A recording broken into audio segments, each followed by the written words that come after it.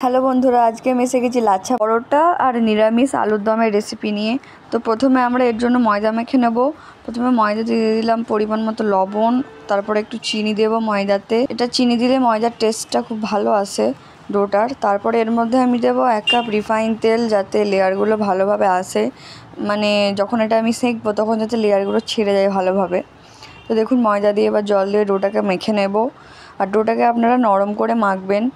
দেখুন আমি দেখিয়ে দিচ্ছি কতটা নরম করে আপনাদেরকে মাখতে হবে। এতটা নরম করেই আপনারা মাখবেন ডোটা।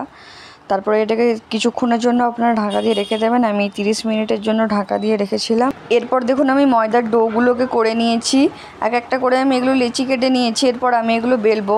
আর এই পরোটা বেলাটা আসল কাজ। অনেকের পরোটা বেলাতে খামতি থাকে বলেই তাদের পরোটাতে অত লেয়ার আসে না তাদের পরোটাতে, যার জন্য তাদের পরোটাটা খেতেও অতটা টেস্টি হয় না। তো আপনারা এইভাবে বানাবেন। প্রথমে যতটা সম্ভব পরোটাটাকে বেলে বাড়িয়ে নেবেন, তারপর তার উপরে অয়েল ব্রাশ করে সেটাকে আরও যতটা পারবেন হাতে করে টেনে বাড়িয়ে নেবেন।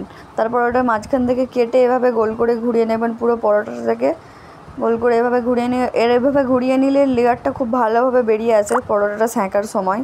দেখুন আমি এবারে এটাকে চেপে করে টেনে বাড়িয়ে নেওয়ার পর এভাবে ঘুরিয়ে নেবেন। আমি আলুর দমটা বানাবো, যার জন্য প্রথমে কড়াইতে তেল নিয়ে নিয়েছি। পুরোটা গোল করে কড়াইতে সব মশলাগুলো দিয়ে দেবো। এটাকে বেলনের উপর রেখে দিচ্ছি গোটা জিরে, তারপরে এখানে দেবো শুকনো লঙ্কা। আর আমি এটা নিরামিষ আলুর দম বানাবো, তাই এখানে কোনো রসুন বা পেঁয়াজের আমি ব্যবহার করব না। এরপর ওখানে তেজপাতা ও এলাচ দিয়ে দিলাম কড়াইতে, দিয়ে ভালোভাবে নেড়ে ওগুলোকে লাল করে নেব। এরপর আমি এটা হিং দিয়ে দিলাম এর মধ্যে। হিং দিলে একটা খুব সুন্দর টেস্ট আসে আলুর দমের।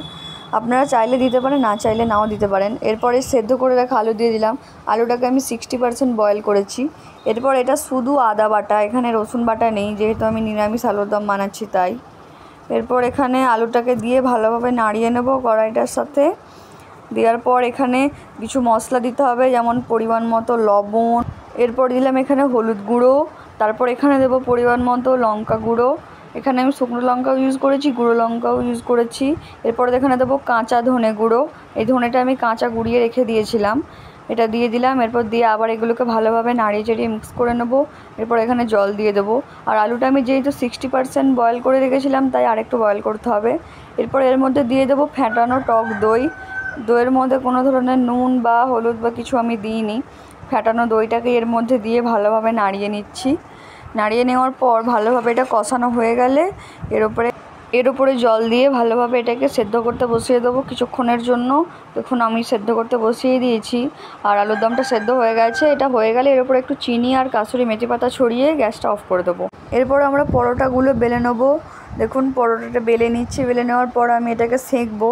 তো এখানে পরোটাটা আপনারা বিনা তেলেতেই বেলার চেষ্টা করবেন, তাহলে পরোটাটা দেখবেন আপনাদের ভালো বড় হবে। তেল দিয়ে দিলে কিন্তু পরোটাটা তেমন বড় হবে না, আর কড়াইতে দেওয়ার পর আবার ছোট হয়ে যেতে পারে তাপ লেগে। দেখুন আমার বেলা হয়ে গেছে। এবার এটা আমি কড়াইতে দিয়ে উল্টে পাল্টে সেঁকে নেবো।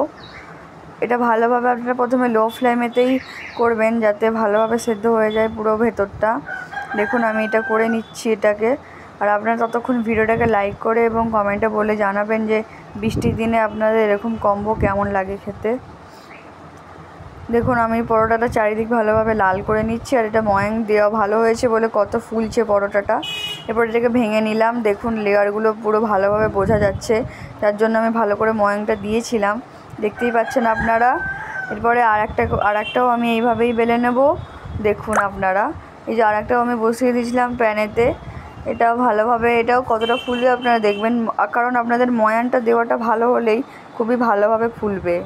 ময়ানটা আপনারা যত ভালোভাবে দেবেন এটা তত ভালোভাবে ফুলবে পরোটাটা। দেখুন আমার পরোটাগুলো কত ফুলছে, আপনারা তো হয়তো দেখেই বুঝতে পারছেন। আর এটা লেয়ারগুলো বোঝা যাচ্ছে পুরো। দেখুন এটাকেও আমি ভেঙে নিচ্ছি একইভাবে। দেখুন ভাঙতেই এর লেয়ারগুলো ছেড়ে চলে আসছে। এবারে আমি এগুলোকে একটা পাত্রে পরিবেশন করে নেব। আপনারা হয়তো দেখেই বুঝতে পারছেন আমার লাচ্ছা পরোটাগুলো কত সুন্দর হয়েছে। এবার দেখুন নিরামিষ আলুর দমটাও একটা পাত্রে পরিবেশন করে নিলাম। এরপর আমরা খাবো। দেখুন প্লেটেতে দিয়ে দিচ্ছি পরোটা আর আলুর দম। এটা আমি আমার বোনকে দিয়ে রিভিউ দেবো, তো আপনারা পুরো ভিডিওটা দেখতে থাকুন। দেখুন কতটা দেখতে সুন্দর আছে। যে এটা নিরামিষ পুরো, এখানে পেঁয়াজ বা রসুন কিছুই আমি ইউজ করিনি। এবারে চলুন ও খাবে।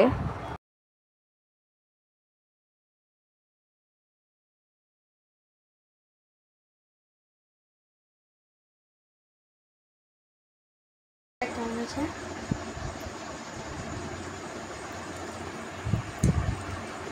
এবার এটা প্রচুর লেয়ারযুক্ত হয়েছিল, খেতে একদম সো টেস্টি, মজাদার।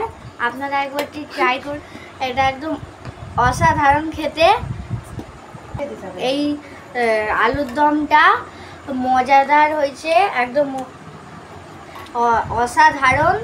আপনারা একবারটি ট্রাই করে দেখবেন যে এটা তার বৃষ্টির দিনে পরোটা আর আলুর দমটা একদম অসাধারণ লাগবে আপনাদের।